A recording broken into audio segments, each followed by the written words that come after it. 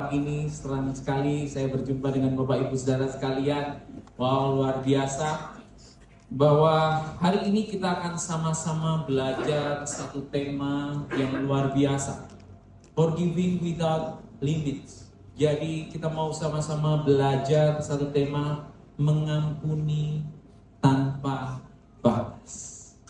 Mengampuni tanpa batas. Mendengar kata mengampuni yang terbesit dalam pemikiran kita, waduh, sesuatu yang gak mudah untuk kita semua lakukan. Buat saya pribadi sampai dengan hari ini saya juga masih belajar tentang mengampuni. Apalagi jika peristiwa-peristiwa itu hadir dalam hidup kita, menyakitkan, yang datang dari orang-orang yang terkasih.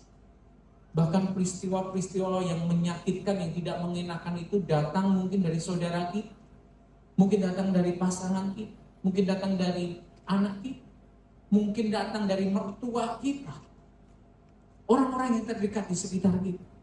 Kadang mungkin yang terucap dari mulut kita keluar, gak mudah saya untuk mengampuni. Bahkan dunia ini ngomong, udahlah, gak ada lah kata maaf darimu. Tidak ada kata maaf lagi buat kamu. Sampai mati ku bawa, gak akan aku mengampuni kamu. Banyak hal yang mungkin terucap waktu kita mendapatkan sesuatu yang kita rasa tidak adil buat kehidupan kita, atau tidak mengenakan buat kehidupan kita, atau bahkan mungkin tidak sesuai dengan ekspektasi kita. Kita berharap bahwa orang tersebut sudah dekat, sudah kita baikin, kita berharap bahwa dia mungkin loyal, akan baik bersama kita. Ternyata menusuk dari belakang. Nusuknya aja pakai pisau yang gak tajam lagi, ya kan? Jadi rasanya tuh, sakitnya banget, nyut. Tiap kali lihat dia, ingat aja sebel. Tiap kali ketemu dia, ingat aja sebel. Bahkan mungkin kita waktu ada hadir dalam satu pesta gitu ya, harusnya jalannya tinggal lurus. Tapi karena lihat orang itu, kita mesti muter dulu. Kali. Muter. Seringkali itu kita hadapi dalam kehidupan kita. Saya pun juga menghadapi. Seberapa banyak di tempat ini yang juga menghadapi hal-hal seperti halnya yang saya katakan tadi, boleh angkat tangan? Nah, ada. Baik. Jadi saya pun ternyata tidak sendiri. Di tempat ini juga banyak rekan-rekan sekalian yang juga mengalami hal-hal tantangan yang sama ketika kita berbicara tentang mengampuni. Tapi seringkali itu terjadi karena kita mengeraskan hati kita. Padahal sesungguhnya kita semua yang ada di tempat ini sudah familiar, sudah terbiasa, bahkan sudah mendapat karya pengampunan yang luar biasa. Bukankah kita di tempat ini percaya bahwa Yesus sudah menebus hidup kita? Yesus sudah mengampuni segala dosa-dosa kita, segala kesalahan kita. Tapi kenapa kita semua seringkali sulit untuk mengampuni? Kita seringkali mengeraskan hati kita untuk mengampuni. Hari ini, siang hari ini, kita mau sama-sama belajar tentang mengampuni tanpa batas. Apa sih yang dikatakan firman tentang mengampuni tanpa batas? Bagaimana sih kita supaya kita bisa mengampuni tanpa batas? Kenapa sih kalau kita hidup tanpa mengampuni? Apa sih hasilnya kalau kita mengampuni? Itu semua pertanyaan-pertanyaan itu semua akan sama-sama kita bahas, kita pelajari siang hari ini. Saya mau berangkat dari satu kisah di Alkitab, satu kisah yang menarik Bapak Ibu Saudara sekalian. Kisahnya diambil dari perumpamaan tentang pengampunan. Diambil cerita dari Matius 18 ayat 21 sampai 35. Saya bacakan Bapak Ibu Saudara. Kemudian datanglah Petrus dan berkata kepada Yesus. Ada salah satu muridnya Yesus, si paling ya. Kalau kita ingat kisahnya Petrus, kalau anak-anak sekarang ngomong, ini masih paling pengen memimpin, si paling pengen terdepan, si paling tahu, si paling berani gitu kan. Bahkan sampai nebas telinganya orang segala, si paling. Nah, si paling ini suatu kali ngajak ngomong Yesus, Tuhan, sampai berapa kali aku mengampuni saudaraku jika ia berbuat dosa terhadap aku? Nah, ini si paling ngomong ini, sampai 7 kali? Kata si paling. Yesus berkata kepadanya, bukan, aku berkata kepadamu, bukan sampai 7 kali, melainkan sampai 70 kali 7. Kemudian ayat selanjutnya. Sebab, kata Yesus, hal kerajaan surga seumpama seorang raja yang hendak mengadakan perhitungan dengan hamba-hambanya. Setelah ia mulai mengadakan perhitungan itu, dihadapkanlah kepadanya seorang yang berhutang 10.000 talenta. Tetapi karena orang itu tidak mampu melunaskan hutangnya, raja itu memerintahkan supaya ia dijual beserta anak istrinya dan segala miliknya, dan untuk membayar hutangnya. Yesus katakan bahwa seumpama kerajaan surga itu seumpama ada seorang raja yang hendak mengadakan perhitungan. Seorang raja yang lagi ngitung-ngitung, buka buku besar gitu kan, buka catatan keuangannya. Ternyata dia temukan ada salah satu hambanya itu berhutang berapa Bapak Ibu Saudara? 10.000 talenta. Saya coba cari referensinya, 10.000 talenta itu seberapa banyak sih? Seberapa besar sih? Supaya kita bisa menggambarkan utangnya hambanya ini seberapa besar. Nah, 1 talenta itu setara dengan 6.000 dinar.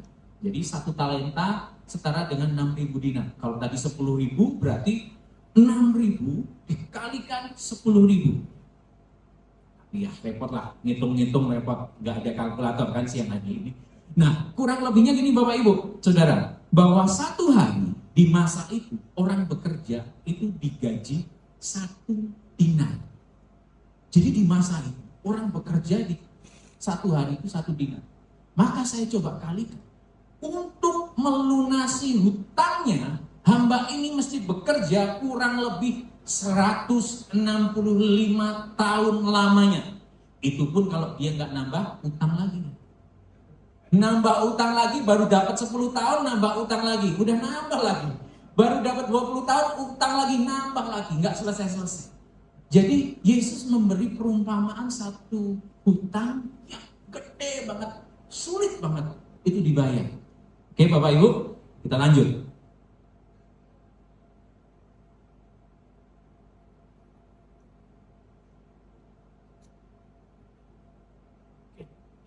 Kita lanjut. Maka sujudlah hamba itu menyembah dia. Katanya, sabarlah dahulu, segera hutangku akan kulunaskan. Hambanya ngomong, setelah raja ngomong, udah kamu gak akan bisa melunasi hutang. Jual aja dia sama istrinya sama anaknya. Anak-anaknya itu juga masih belum lunas. Tapi jual aja biar dia jadi budak. Hambanya ngomong, tunggu dulu Tuanku Raja. Tunggu dulu. Kasih aku waktu supaya aku lunasi hutang, kata hambanya. Kemudian 27 dikatakan, lalu tergeraklah hati raja itu oleh belas kasihan akan hamba itu, sehingga ia membebaskannya dan menghapuskan hutangnya. Apa yang menyebabkan membebaskan dan menghapuskan hutang? Tergerak oleh belas kasihan. Ada satu kejadian yang sangat berlawanan. Sebelum raja tergerak oleh belas kasihan, dia seakan-akan menjadi seseorang yang kejam. Siapa elu? Jual aja kamu, istri, anak-anak. Tapi kita lihat di kalimat ini, begitu raja ini digerakkan oleh belas kasihan, maka raja ini mengambil keputusan untuk menghapuskan hutang dan mengampuni hambanya. Satu kalimat, satu perumpamaan, satu ilustrasi yang menarik yang Yesus sampaikan kepada Petrus. Tetapi ketika hamba itu keluar, ke 28, ia bertemu dengan seorang hamba lain yang berhutang 100 dinar kepadanya. Ketemu dengan temannya yang utangnya ke dia 100 dinar. Ia menangkap dan mencekik kawannya itu. Katanya, bayar hutangmu. Maka sujudlah kawannya itu dan memohon kepadanya, sabarlah dahulu, hutangku itu akan kulunaskan. Tetapi ia menolak dan menyerahkan kawannya itu ke dalam penjara sampai dilunaskannya hutangnya. Melihat itu, kawan-kawan yang lain sangat sedih, lalu menyampaikan segala yang terjadi kepada tuan mereka.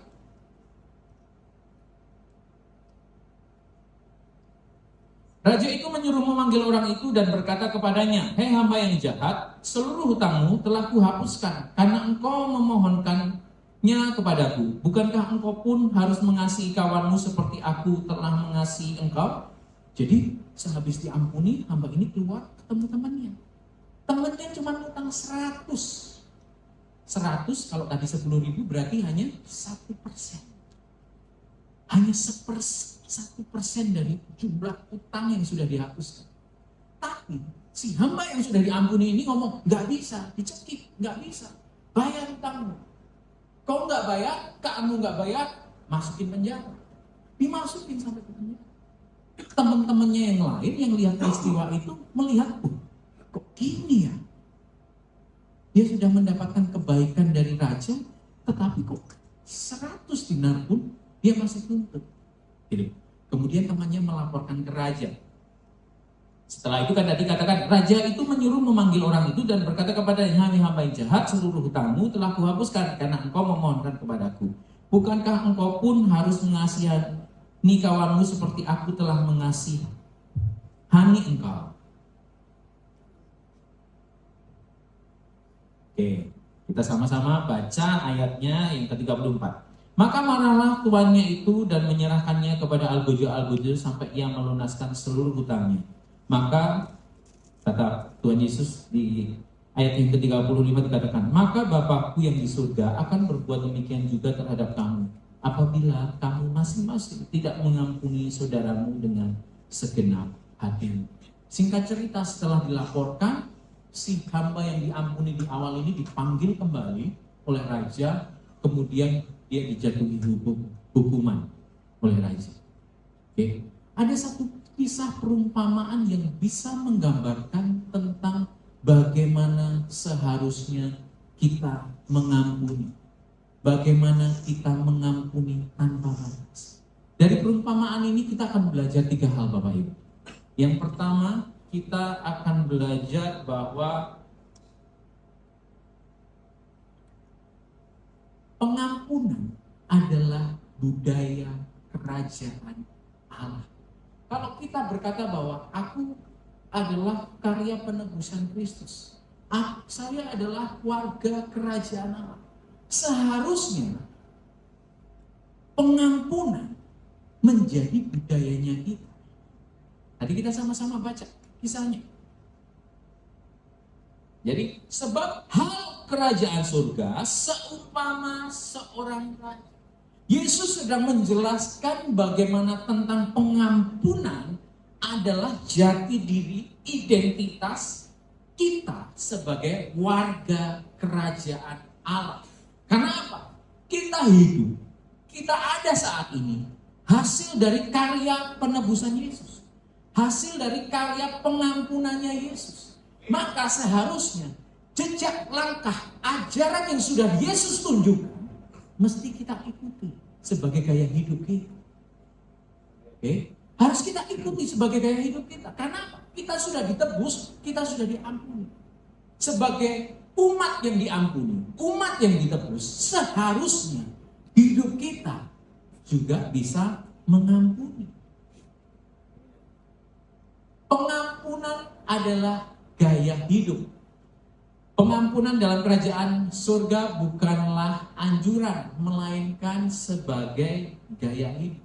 Pengampunan itu bukan anjuran. Saya anjurkan kamu mulai bisa mengampuni. Saya anjurkan kamu mulai bisa memaafkan. Saya anjurkan kamu sudah jangan pikirkan lagi sesuatu yang menyakitkan dalam hidup. Bukan. Tapi pengampunan itu adalah gaya hidup kerajaan. Bagaimana tadi diperumpamakan seorang raja yang hitung, itu juga seringkali terjadi dalam kehidupan kita. Nggak mungkin lah aku bisa ngampuni dia. Sudah banyak kesalahannya dia. Coba ini kalau dihitung. Nggak menghargai, tidak bisa dipercaya, berbohong, menipu. Udah nggak bisa. Udah pantas dia diperlakukan seperti itu. Bahkan mungkin keluarga kita ngomong, iyalah dasar orangnya nggak tahu diri, tidak tahu malu, tidak tahu diuntung. Udah memang hidupnya seperti itu. Mirip halnya raja tadi, dia hitung.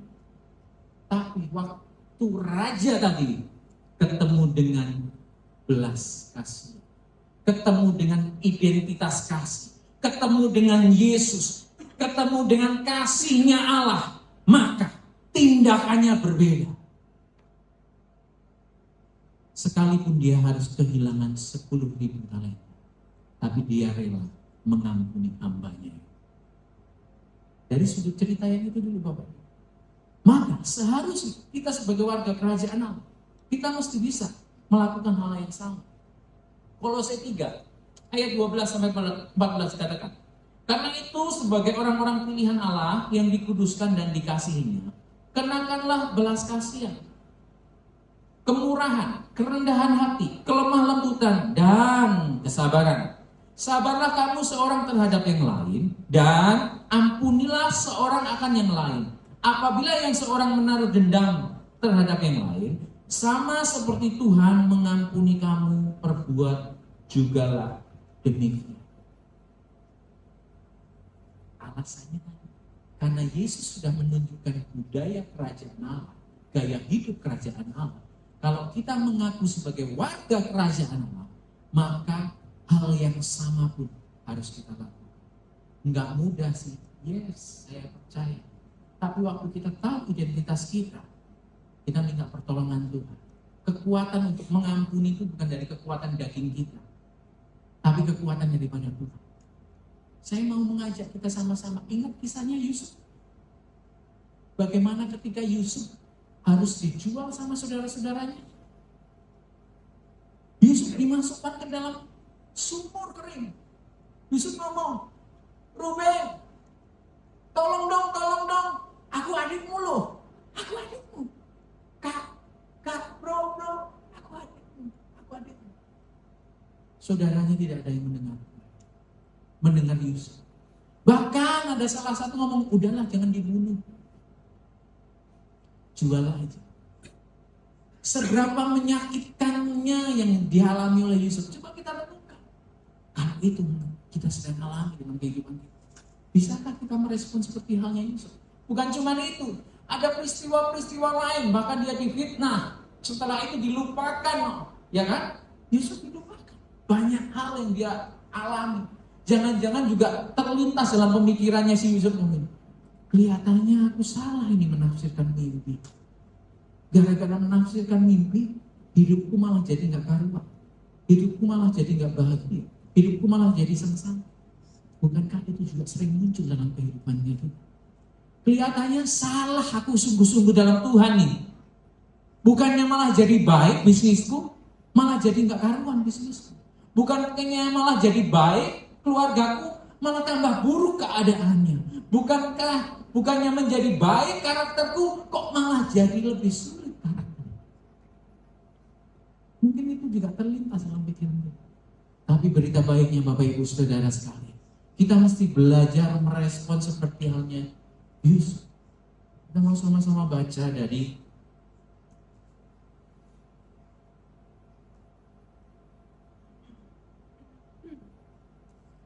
Kejadian 45 ayat 3 sampai 5. Dikatakan, Yusuf berkata kepada saudara-saudaranya, aku ini Yusuf. Adakah bapakku masih hidup? Kata Yusuf waktu ketemu dengan saudara-saudaranya setelah di Mesir. Tetapi saudara-saudaranya sangat takut sangat takut sehingga tidak dapat menjawab. Saudaranya takut. Ini Yusuf, adik kita yang kita jual. Ternyata dia jadi raja nih di Mesir. Ternyata kita harus menghadap dia. Oleh itu Yusuf berkata kepada mereka, marilah dekat aku, kata Yusuf. Mereka mendekati Yusuf, lalu dia berkata lagi. Yusuf ngomong lagi, aku Yusuf, saudara kamu yang kamu jual ke Mesir. Dikatakan di sini kalimat yang menarik. Jangan takut atau salahkan diri karena kamu menjual aku. Sebenarnya Allah sendiri yang mengantar aku ke sini lebih dahulu daripada kamu untuk menyelamatkan banyak orang. Yusuf tahu identitasnya. Yusuf tahu bahwa dia mesti hidup dengan gaya hidup kerajaan Allah. Waktu ketemu saudara-saudaranya, dia sudah mengampuni. Dia ngomong ini, dekat-dekat aku. Jangan takut.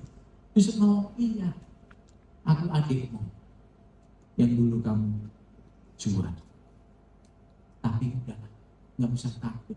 Aku tahu Allah mengirimkan aku lebih dulu ke sini untuk menyelamatkan banyak orang, termasuk kamu saudara, kata Yesus.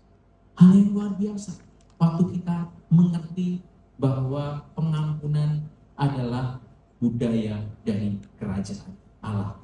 Yang kedua, setelah kita tahu bahwa pengampunan adalah budaya kerajaan Allah, kita mesti sadar dari cerita tadi, kita mesti sadar bahwa kita, Bapak Ibu Saudara sekalian dan saya, diampuni untuk mengampuni. Hamba tadi diampuni 10.000 talenta, tujuannya untuk mengampuni yang 100. Mungkin seringkali hal yang sepele itu hadir dalam kehidupan kita. Nah, dia nggak tahu ya, saya kan lebih senior dari dia. Harusnya kan dia menghormati. Coba ketemu di gereja, ketemu cuma diem aja. Salam aja enggak, nyapa aja enggak. Udahlah, memang nggak bisa diatur itu. Nggak tahu dia. Begitu ketemu lagi besok, shalom kok, shalom pak. Tuhan Yesus memberkati, happy Sunday. Alah, lu happy Sunday. Orang kamu aja sama orang yang lebih senior nggak bisa menghormati, nggak tahu diri, happy Sunday. Tugaslah dia, pelayananlah di depan. Allah, dahsyat. Nah, coba pikir, dahsyat. Nah, mana begitu nih? Mau gitu, hal yang sepele. Seringkali kita lupa bahwa kita sudah ditebus dengan karunia-Nya Yesus tadi, diperumpamakan 10.000 talenta. Seringkali yang datang itu cuma hal-hal yang receh, tapi kita sulit untuk mengampuni. Kita mesti sadar bahwa kita diampuni untuk mengampuni. Matius 18 ayat 32 sampai 33 dikatakan, raja itu menyuruh memanggil orang itu dan berkata kepadanya, hei hamba yang jahat, seluruh hutangmu telah kuhapuskan karena engkau memohonnya kepadaku. Bukankah engkau pun harus? Ada kata harus. Jadi waktu kita sudah diampuni oleh Tuhan, waktu kita sudah ditebus oleh Tuhan, maka kita juga harus mengampuni orang lain. Matius 18 ayat 32 sampai 33.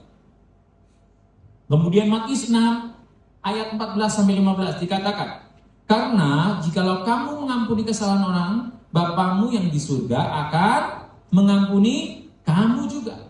Tetapi jikalau kamu tidak mengampuni orang, Bapamu juga tidak akan mengampuni kesalahanmu. Kalau kita mau diampuni oleh Bapa di surga, kita mesti mengampuni orang lain. Siapa yang ngomong? Firman Tuhan. Kalau kita mengampuni orang lain, maka Tuhan juga mengampuni. Bahkan Yesus mengajarkannya waktu ada yang tanya, Tuhan, gimana aku harus berdoa? Ingat itu Bapak Ibu Saudara? Berdoalah demikian. Bapa kami yang ada di surga, dikuduskanlah namamu, datanglah kerajaan-mu, jadilah kehendak-mu di bumi seperti di surga. Kemudian kata kalimat selanjutnya, berikanlah kami pada hari ini makanan kami yang secukupnya. Berarti yang ketiga, ampunilah kesalahan kami seperti kami mengampuni orang yang bersalah. Berarti pengampunan itu tidak kalah pentingnya dengan makanan. Karena Yesus mengajarkannya di dalam doa. Pengampunan adalah hubungan timbal balik. Dari perikop tadi, dari perumpamaan tadi kita belajar bahwa pengampunan adalah hubungan timbal balik. Pengampunan bukanlah jalan satu arah. Yesus mengajarkan bahwa ada hubungan timbal balik antara pengampunan yang kita berikan kepada orang lain dan pengampunan yang kita terima dari Allah. Hal lain, bahwa ketika kita tidak mengampuni, maka sesungguhnya kita sedang membelenggu hidup kita dengan kepahitan. Waktu kita nggak mengampuni, kita sesungguhnya sedang membelenggu hidup kita dengan kepahitan. Bahkan pengampunan juga mesti dimulai dari kesadaran diri kita. Harus dimulai dari kesadaran diri kita. Izinkan saya memberikan ilustrasi buat Bapak Ibu tentang pengampunan ini. Seringkali kita bertemu dengan saudara kita atau partner hidup kita atau orang tua kita, kita percaya sungguh-sungguh, tapi tiba-tiba setelah apa yang kita lakukan orang terdekat itu menyakitkan banget.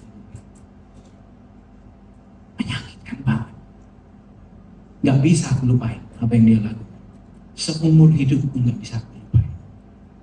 Maka hal yang menyakitkan tadi saya kantongin.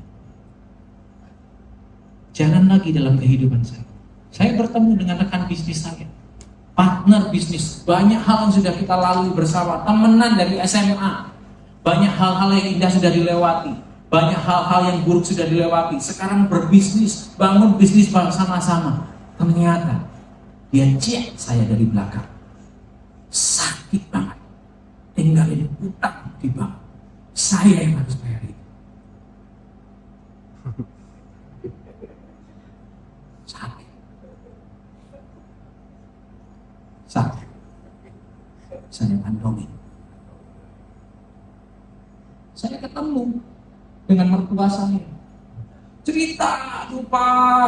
Aku lagi ketemu sama partner hidupku mengalami tantangan. Ketemu partner bisnisku juga mengalami tantangan. Yang dijawab oleh orang tua, mertua saya ngomong, lu bego sih. Apa-apa sudah ngomong dari awal. Kamu mesti mikir, sekarang kalau sudah gini, udah, tanggung sendiri. Tampaknya gitu. Waktu sakit itu, saya kantongin lagi. Saya sedang berjalan dengan sampah-sampah sakit dalam kehidupan saya. Waktu bertemu dengan banyak orang, maka beban ini akan semakin berat. Saya tanggung dalam kehidupan saya. Itulah waktu kita nggak mengampuni. Sesungguhnya kita sedang terbelenggu dengan kepahitan. Seberapa banyak sampah-sampah dalam kehidupan kita yang masih kita kantongin sampai dengan hari ini. Coba kita renungkan. Mungkin hanya sampah yang kecil, tapi itu juga sampah. Mungkin juga ada yang gede, bawanya aja sudah sampai. Sudah sulit. Tapi tadi, kita semua Bapak Ibu Saudara, diampuni untuk mengampuni. Waktu ini datang. Waktu hal yang tidak mengenakan itu datang. Kita bisa memungkit. Sakit sih. Tapi aku percaya bahwa karya penebusan Tuhan sudah besar dalam kehidupanku. Sekalipun aku mesti belajar, tapi aku mau belajar Tuhan untuk membuang ini, untuk mengampuni orang ini. Waktu masalah datang lagi, aku sakit sih. Bayar utang bank, nggak ngerti aku juga mesti bayar itu. Tapi aku percaya Tuhan, ada jalan keluar ketika aku mengampuni. Seperti halnya raja tadi, waktu dia kehilangan 10.000 talenta, tapi damai sejahtera sukacita yang tidak pernah hilang. Demikian juga aku berdoa hal ini Tuhan. Waktu cerita ke orang tuanya malah nyala-nyalain. Tapi respon kita ngomong, aku mengampuni. Papa, karena Papa nggak ngerti ya aku sedang apa. Terima kasih Tuhan, aku tetap masih punya Papa sampai dengan hari ini. Aku mengampuni. Kita jalan dalam kehidupan kita, nggak ada kantong sampah-sampah. Bersih. Amin Bapak Ibu. Jadi ayo. Kita mesti praktekkan bahwa kita diampuni untuk mengampuni. Baik. Satu lagi. Yang ketiga. Bahwa tindakan pengampunan mesti dilakukan tanpa batas. Tanpa batas. Nggak bisa berbicara hanya ketika ilustrasi saya tadi. Hanya dengan partner hidup kita. Aku bisa mengampuni. Tapi sama teman bisnisku aku nggak bisa. Sama mertua aku nggak bisa. Nggak bisa. Tanpa batas. Sama siapapun kita mesti mengampuni. Berapapun ukurannya kita mesti mengampuni. Karena ayatnya perumpamaan tadi tidak ngomong setelah mengampuni maka raja itu menjadi melarat, nggak ada ngomong gitu. Setelah mengampuni hidupnya jadi sengsara, tidak ada kalimat seperti itu. Tapi kalimat terakhirnya tadi dikatakan bahwa ayat yang terakhir kan Yesus ngomong bahwa maka Bapakku yang di surga akan berbuat demikian juga terhadap kamu apabila kamu masing-masing tidak mengampuni saudaramu dengan segenap hati. Justru malah kebalikannya, waktu kamu nggak mengampuni, Bapa di surga juga mengampuni kamu. Jadi kita mesti sadar bahwa pengampunan itu tindakan yang dilakukan tanpa batas. Matius 18 ayat 21 sampai 22 dikatakan, kemudian datanglah Petrus dan berkata kepada Yesus. Tadi Petrus tanya, berapa kali aku harus mengampuni? 7 kali. Ternyata Yesus menjawab 70 kali 7. Sesuatu yang besar, sesuatu yang digambarkan tanpa batas. Pengampunan tanpa batas maksudnya adalah seperti manusia jatuh ke dalam kelemahan dan dosa berkali-kali, dan Allah dengan penuh kesabaran mengampuni manusia terus-menerus. Maka demikian juga murid dan pengikut Yesus harus belajar dan berlaku seperti Bapa tanpa batas sampai 70 kali 7. Nggak mudah sih, iya. Karena pengampunan itu adalah perjalanan seumur hidup. Kita nggak bisa mengatur orang-orang di sekitar kita untuk tidak menyakiti kita. Tapi kita bisa mengatur hati kita supaya kita nggak membawa sampah-sampah kehidupan dalam kehidupan kita. Amin. Saya ulang kembali. Kita nggak bisa mengatur orang-orang di sekitar kita untuk tidak menyakiti kita. Tapi kita bisa mengatur untuk kita tidak membawa sampah-sampah kehidupan dalam kehidupan kita. Amin. Jadi ayo Bapak Ibu, mengampuni tanpa batas bukanlah sesuatu yang instan, tapi proses yang membutuhkan waktu, kesabaran, kemauan, terus belajar, bertumbuh dalam kasih. Terakhir saya mau tuliskan bagaimana sih langkah-langkah untuk kita bisa mengampuni.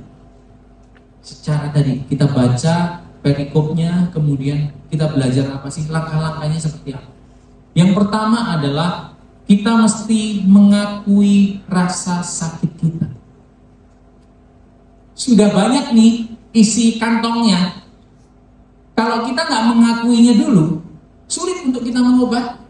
Kita mengakui dulu. Ada rasa sakit sama partner hidup, sama rekan bisnis, sama orang tua, sama mertua. Akui dulu bahwa kamu sedang sakit. Kalau kita tidak mengakui bahwa kita sedang sakit, maka nggak tahu kita mesti mengobatinya gimana. Batuk-batuk sih. Batuk ya? Enggak batuk. Padahal teman kita, padahal Tuhan itu lagi mau kasih obat. Tapi kita ngomong, enggak batuk kok aku. Enggak batuk. Pilek ya? Lagi pilek ya? Enggak pilek. Cuma lagi enggak enak aja hidungnya. Tanpa kita mengakui, enggak bisa. Setelah mengakui apa? Maafkan orang yang menyakiti. Tadi, mesti ngomong. Diakui itu dikeluarkan dari kantong kehidupan kita. Memaafkan itu ngomong. Tuhan, diperkatakan Tuhan mengampuni Yohanes yang sudah melakukan hal buruk dalam kehidupan. Sakit sih Tuhan. Sakit yang ketiga, lepaskan dendam dan kemarahan. Sakit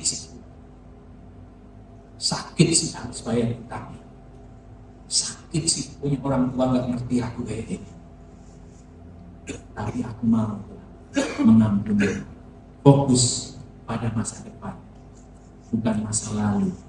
Waktu Yusuf dipertemukan kembali dengan saudara-saudaranya, Yusuf gak ngomongin, Yusuf cuma ngomong gini, iya, aku saudaramu yang dulu kamu jual. Tapi gak usah takut, kata Yusuf. Yusuf gak ngomong gini, iya, aku saudaramu yang dulu kamu jual. Nih ya, si itu seret-seret aku sampai kayak gini. Aku ingat lututku itu sampai sakit berhari-hari. Yusuf gak ngomong kayak gitu. Apalagi kamu Ruben, kamu yang sempat ludahin aku waktu aku di dalam suku. Yusuf gak ngomong kayak gitu. Fokus terhadap masa depan. Jangan masa lalu. Masa lalu kita mungkin partner hidup kita menyakitkan, partner bisnis kita menyakitkan, anak-anak kita mungkin menyakitkan, orang tua kita, mertua kita mungkin menyakitkan. Tapi nggak usah fokus ke itu. Fokus ke masa depan. Fokus ke masa depan. Yang dikatakan Yusuf apa? Bahwa Tuhan mengirim aku ke sini untuk menyelamatkan banyak orang. Fokus untuk masa depan. Bahwa sesuatu yang menyakitkan itu boleh hadir dalam kehidupanku, supaya aku boleh melihat Tuhan yang aku sembah berkuasa dalam kehidupan. Supaya aku boleh melihat pertolongan Tuhan nyata dalam kehidupan. Supaya aku boleh melihat orang-orang mana, rekan-rekan mana, teman-teman mana yang memang boleh dikatakan sahabat dan rekan. Fokus masa depan. Dan yang kelima, berdoa untuk mereka. Justru malah dibalik, didoakan. Tuhan, aku berdoa untuk Yohanes. Tuhan Yesus menyertai Yohanes supaya setiap hal yang sudah dia lakukan itu menyakitkan, Tuhan Yesus sadarkan dia supaya dia bisa kembali kepada jalannya. Aku berdoa biarlah hari-harinya dia diberi kekuatan untuk melewati kehidupannya. Yang timbul kayak raja tadi, belas kasihan. Kasihan ya, kok dia belum bisa mengenal Tuhan seperti halnya aku mengenal Tuhan. Kasihan ya, kok dia mesti harus bawa beban hidup, kantong kehidupannya sampai penuh, sampai sakit-sakitan karena terlalu banyak bawa kantong kehidupan, masalah dalam kehidupannya dia.